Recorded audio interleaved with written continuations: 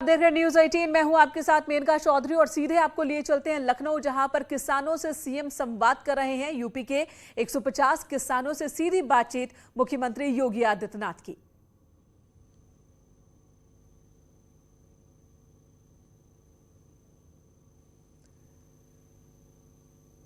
एक तरफ किसानों ने आंदोलन खोल रखा है। बीते 8 महीने से दिल्ली की सीमा पर किसान डटे हुए हैं अलग अलग मुद्दों को लेकर। और इसी बीच किसान नेता राकेश टिकैत ने यह भी कहा था कि वो लखनऊ जाएंगे और लखनऊ में उत्तर प्रदेश को लेकर कुछ और मुद्दे उन्होंने अपने आंदोलन के साथ जोड़े थे। और इसी बीच यहां पर पश्चिमी यूपी के ही 150 किसानों के साथ सीएम योगी आदित्यनाथ संवाद कर रहे हैं। किसान भी अपने अनुभवों को साझा कर रहे हैं और साथ ही जो परेशानियां किसानी के दौरान या तो फसल उत्पादन के दौरान या फिर फसलों की कीमत को लेकर, ये तमाम बातें किसान सीएम के सामने सीधे सीधे रख सकेंगे। डायरेक्ट सीएम से ये बातचीत हो रही है, संवाद हो रही है। तस्वीरें लखनऊ से आप देख रहे हैं, जहां पर पश्चिमी यूपी के जो किसानों का वर्चस्व और यहां पर किसान जो है काफी मजबूत पकड़ रखते हैं, वोट बैंक के लिहाज से भी बहुत ही महत्वपूर्ण।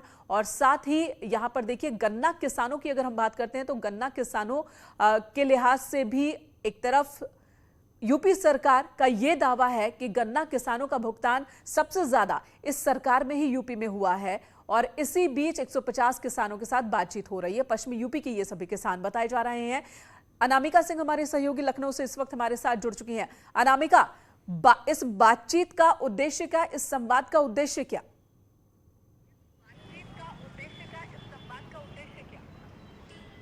देखिए, जिस तरीके से 2022 के चुनाव की तैयारी कर रही है बीजेपी के लिए जो फोकस टारगेट है उसमें नौजवानों के साथ साथ बाकी अलग अलग वर्गों के साथ साथ किसान भी है। और जिस तरीके से कृषि बिल को लेकर वेस्ट यूपी में माहौल बनाने का प्रयास किया जा रहा है राकेश टिकैत की ओर से, उसको काउंटर करने के लिए बीजेपी किसान मोर्चा की तरफ से 16 अगस्त से 23 अगस्त तक किसान संवाद कार्यक्रम चलाया गया था। जो रूपरेखा तैयार की गई उसके तहत ये कहा गया कि पहले एक हफ्ते तक जो किसान नेता हैं या जो किसान मंत्री हैं जो वेस्ट यूपी से आते हैं वो 104 विधानसभा क्षेत्रों में जाकर के ये बताएंगे कि कृषि बिल को लेकर किस तरीके से कंफ्यूजन क्रिएट करने की कोशिश की जा रही है विपक्ष की तरफ से और राकेश टिकैत की तरफ से। इसके बाद 23 तारीख के बाद ये प्लान था कि जो बाकी किसान हैं प्रदेश के अलग अलग हिस्सों से, वो मुख्यमंत्री के सामने आकर अपनी बात रखेंगे, अपना संवाद करेंगे और ये बताएंगे कि सरकार ने उनके लिए जो किया है उनको कितना मिला, कितना नहीं मिला, गन्ना किसानों की क्या समस्याएं हैं, एमएसपी से लेकर के बहुत सारी मुद्दे और बहुत सारी बातें वो रखेंगे मुख्यमंत्री के सामने। और आज के संवाद कार्यक्रम के बाद खुद मुख्यमंत्री वेस्ट यूपी का दौरा करेंगे और इस दौरे के दौरान वो किसान चौपाल करेंगे। यानी कि जिस तरीके से राकेश टिकैत एक तरफ धमकी देते हैं कि वो लखनऊ को दिल्ली बना देंगे, इस बीच बीजेपी अपनी तैयारी करती है कि वो ये वेस्ट यूपी में जिस तरीके से प्रयास किया जा रहा है उनकी ओर से माहौल को खराब करने की, तो बीजेपी इसको काउंटर करेगी। और उसकी कमान संभाली है बीजेपी के किसान नेताओं ने। और अब आज जो 150 किसान आज के संवाद कार्यक्रम का हिस्सा बन रहे हैं और वेस्ट यूपी में जाके बताएंगे कि कृषि बिल में उनके लिए क्या फायदा है। जी अनामिका, उन 150 किसानों के बारे में भी बताएं जो आज के संवाद में हिस्सा ले रहे हैं। ये सारे पश्चिमी यूपी से हैं, तो किस तरह से इनका चयन किया गया है?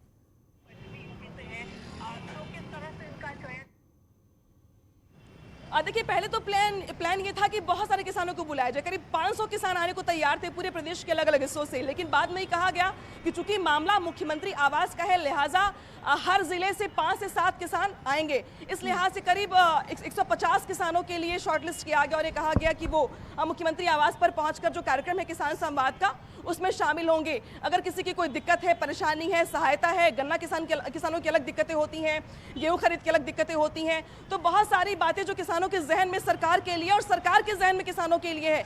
इस संवाद के जरिए प्रयास ये होगा कि चुनाव से पहले बहुत हद तक किसानों को अपने पक्ष में किया जाए और इसीलिए बीजेपी की किसान मोर्चा की तरफ से ये बड़ा प्रोग्राम ऑर्गेनाइज किया गया। और आज इस संवाद कार्यक्रम के बाद खुद मुख्यमंत्री भी इनिशिएट करेंगे और वेस्ट यूपी में जाकर के वो ये बताएंगे कि कृषि बिल को लेकर जिस तरीके से माहौल बनाने का प्रयास किया जा रहा है राकेश टिकैत की ओर से, उस कृषि बिल से क्या फायदे हैं किसानों को, क्या उनके हित हैं इसमें निहित है इस कृषि बिल में, उसको लेकर गलतफहमी दूर करने का प्रयास बीजेपी की ओर से किया जा रहा है 2022 के चुनाव से पहले। और ये किसान संवाद भी उसी कार्यक्रम का एक हिस्सा है, एक बड़ा हिस्सा।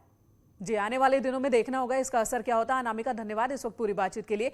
इधर समाजवादी पार्टी के कार्यकाल की कानून व्यवस्था को आड़े हाथों लेते हुए बीजेपी की तरफ से एक वीडियो जारी किया गया है और इस वीडियो में बताया गया है कि समाजवादी पार्टी की सरकार के दौरान कानून व्यवस्था के हालात इतने खराब थे कि लोग रात के वक्त बाहर निकलने से भी डरते थे।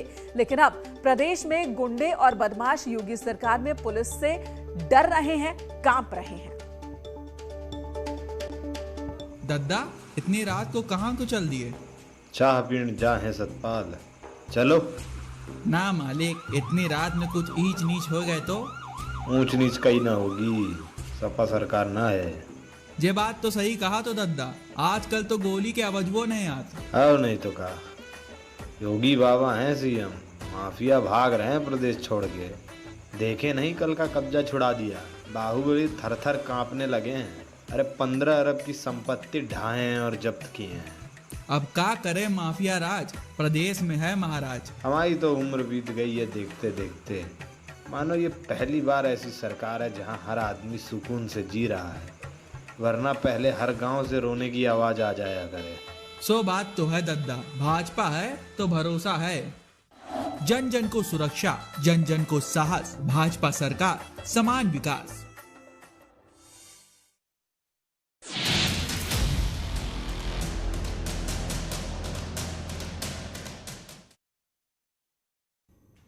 किसी इंसान की मौत के बाद उसकी आत्मा की शांति के लिए हवन पूजन आम बात है, लेकिन सहारनपुर का गांव एक सांड की मौत के बाद सदमे में है। अब गांव के लोग उस मृत सांड के लिए वो सब कर रहे हैं जो आमतौर पर इंसान की मौत के बाद किया जाता है। इंसान की मौत के बाद उसकी आत्मा की शांति के लिए 13वीं की रस्म आम बात है, लेकिन क्या आपने किसी सांड की 13वीं होते हुए कभी देखा है या सुना है? शायद नहीं, लेकिन आज हम आपको दिखाने जा रहे हैं एक ऐसे सांड की कहानी जिसकी मौत के बाद पूरे विधि विधान से उसकी 13वीं की गई। बाकायदा इस मौके पर 3000 लोगों को ब्रह्म भोज करवाया गया और सांड के लिए श्रद्धांजलि सभा का आयोजन भी किया गया। आज भूमिया खेड़े पर हवन यज्ञ किया गया उनकी शांति के लिए, और उसके बाद भोजन की व्यवस्था की गई है। जैसे हर इंसान के लिए बाद में मृत्यु भोज का आयोजन किया जाता है, ऐसे ही हमारे भूमिया खेड़े के नाम का आज पूरे गांव वासियों की तरफ से मृत्यु भोज का आयोजन किया गया। भोज क्या है इसमें? मतलब एक घोड़े के लिए, पशु के लिए इतना किया जा रहा है? वो हमारे घर के सदस्य जैसा था, शाम के सुबह के टाइम पूरे गाँव में निकलता था। करीब 18 साल पहले एक सांड कुर्डी गाँव में आया था। सांड आक्रामक ना होकर इतना शांत और भोला भाला था कि किसी को कोई नुकसान नहीं पहुंचाता था। बच्चे उसके इतने अच्छे मित्र बन गए थे कि उसके शरीर पर बैठकर सवारी किया करते थे, जिस वजह से गांव के लोग उससे प्यार करने लगे। कुछ दिन पहले अचानक भोला की तबीयत खराब हो गई, जिसके बाद गांव वालों ने उसे बचाने की काफी कोशिशें की, लेकिन भोला की जान नहीं बचाई जा सकी, जिससे पूरे गांव के लोगों में शोक की लहर दौड़ गई। जिसके बाद गांव वालों ने विधि विधान के साथ सांड के शव को दफनाया। ये भूमिया खेड़ा हमारे गांव में एक प्रसिद्ध स्थान है। इस पर एक घोड़ा छोड़ा गया था और काफ़ी समय तक वो इसका यहाँ से आवार रहा, गाँव में घूमता रहा, किसी को मारा नहीं और उसका सर्वनाश हो गया था। उस उपलक्ष्य में आज हमारे पूरे गाँव ने हवन कराया और भंडारा पूरे गाँव की सहमति से हुआ। एक सांड के प्रति लोगों का ये प्यार वाकई एक मिसाल की तरह है। इस मौके पर गांव के लोगों ने भोला सांड की तस्वीर पर पुष्पांजलि अर्पित की, भगवान से उसके आत्मा की शांति के लिए प्रार्थना की और नम आंखों से भोला सांड को आखिरी विदाई दी। Bureau report, news 18।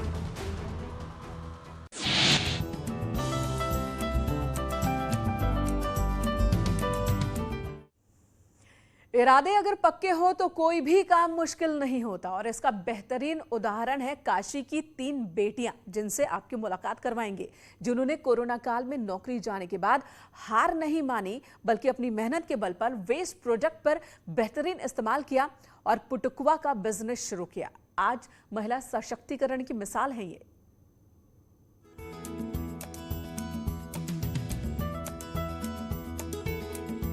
काशी में 3 सहेलियों ने मिलकर महिला सशक्तिकरण की अनोखी मिसाल पेश की है। इन महिलाओं ने अपने हुनर के बल पर साबित कर दिया कि नारी शक्ति हालातों से लड़कर हारना नहीं बल्कि जीतना जानती है। काशी की इन बेटियों का नाम है तुलिका, मीनम और पूर्णिमा। इन तीनों ने बचपन से एक साथ पढ़ाई की। तुलिका ने मीडिया मार्केटिंग में मास्टर किया तो वहीं मीनम ने बीबीए और पूर्णिमा ने ग्रेजुएशन पूरा किया। इसके बाद इन्हें अच्छे पैकेज पर प्राइवेट सेक्टर में नौकरी भी मिल गई, लेकिन कोरोना ने इनकी नौकरी छीन ली। बावजूद इसके उन्होंने हार नहीं मानी और वाराणसी आकर उन्होंने कुछ अलग करने का मन बनाया। लेकिन कोई भी व्यापार करने के लिए इन्हें लाखों रुपए की जरूरत पड़ रही थी।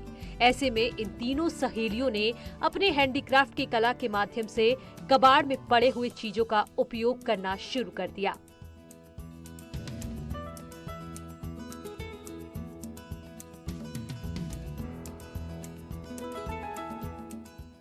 तो बेसिकली इधर यहाँ पे कोविड के टाइम पे हुआ ये कि हम लोगों को समझ में नहीं आ रहा था कि अब क्या किया जाए अपने बिजनेस से रिलेटेड, अपने काम से रिलेटेड। जॉब्स हम लोगों ने काफ़ी सारी खोई, तो उसके बाद से फिर हमने सोचा कि क्यों ना हम लोग खुद ही का एक बिज़नेस बनाते हैं। तो जो हम लोग को आता था, जो हमारे लिए पॉसिबल था, वो हम तीनों दोस्तों ने मिलकर अपना बिजनेस स्टार्ट किया जिसका नाम पुटुकुआ है।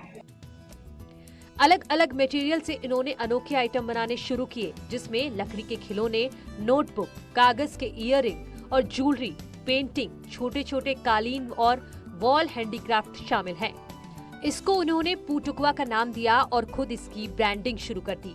1 साल में इनका प्रयास रंग लाया और इनके बनाए सामान को देखने के लिए इन्हें बड़ी एग्जीबिशन में बुलावा भी आने लगा और इन्हें अब सामान के ऑर्डर भी मिलने लगे हैं।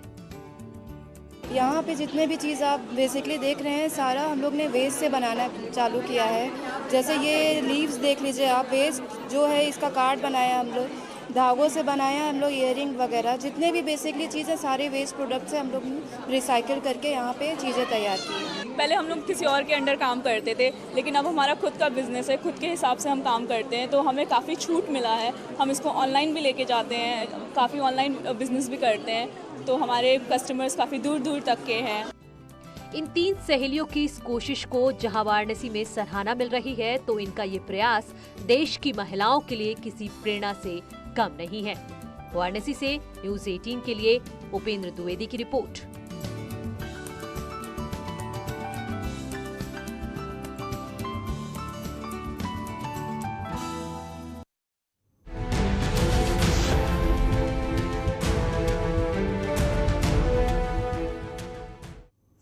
और अब आपको मिलवाते हैं यूपी के नए सितारे से। मेरठ के कासिम ने तमाम कठिनाइयों को मात देते हुए आखिरकार अपनी मंजिल पा ही ली है। खिलाड़ी ने आखिरकार अपने सपने को सच कर दिखाया। सरधना के कासिम का सिलेक्शन हुआ है डिसेबल क्रिकेट टीम इंडिया के लिए। देखिए ये रिपोर्ट।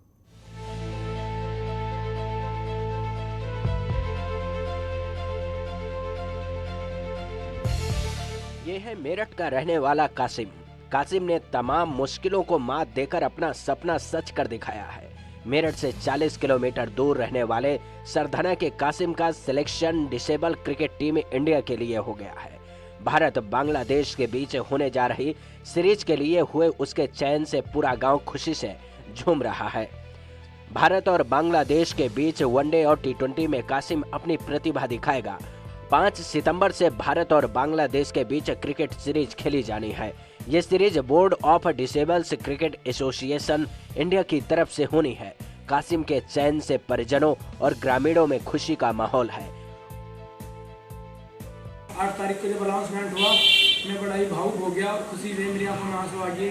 फिर मैंने कॉल पे अपने घर बताया और अपने दोस्तों को, तो वहाँ भी बहुत खुशी का जश्न, मतलब बहुत जश्न मनाया हम लोगों ने। और मेरे गांव के लोग भी मुझे बहुत सपोर्ट करते हैं, मेरे दोस्त भी। मैं कमजोरी की वजह से ना मैं कोई मतलब इतना सब कुछ नहीं कर पाया जो मुझे कर पाना चाहिए था। औरों के सामानों से खेल वेल के मैंने अपनी बहुत मेहनत करके यहाँ तक पहुँचा हूँ। कासिम काफी लंबे समय से यूपी की CCTV